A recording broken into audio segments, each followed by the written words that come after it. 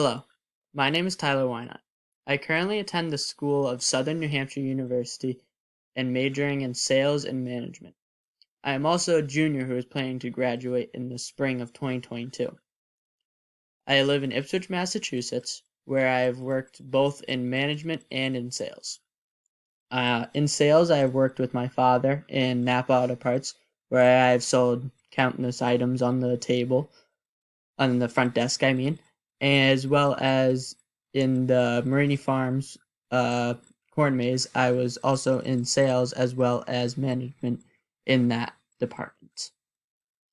So after that, I then went to Southern New Hampshire University, where I am currently attempting to get my bachelor's degree by 2022, like I have said, as well as I am hoping in the future that I go into home improvement, home design, or automotive sales.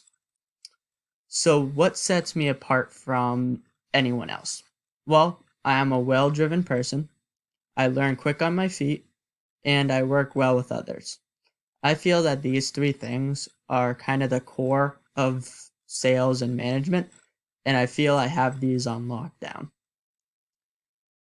Each of these things, like being driven, you need to be driven in order to make a sale. You can't push it, but also you need to kind of be that middle of pushing the item or pushing the sale or whatever you're selling, as well as being conservative and trying not to like push it to the point where you're over pushing it. You have to also work well with others because it's a team business. You're trying to all make the sales, and you're most likely to work in teams as well. And I learn quick on my feet, which means I can take on tasks that normally other people wouldn't learn and I wouldn't know how to do. And I feel that I am quick to learn, especially when it's in tough situations.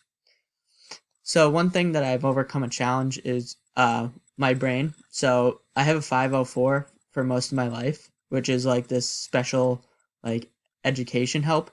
Um, I've struggled with this my whole entire life, and it has kind of become who I am today.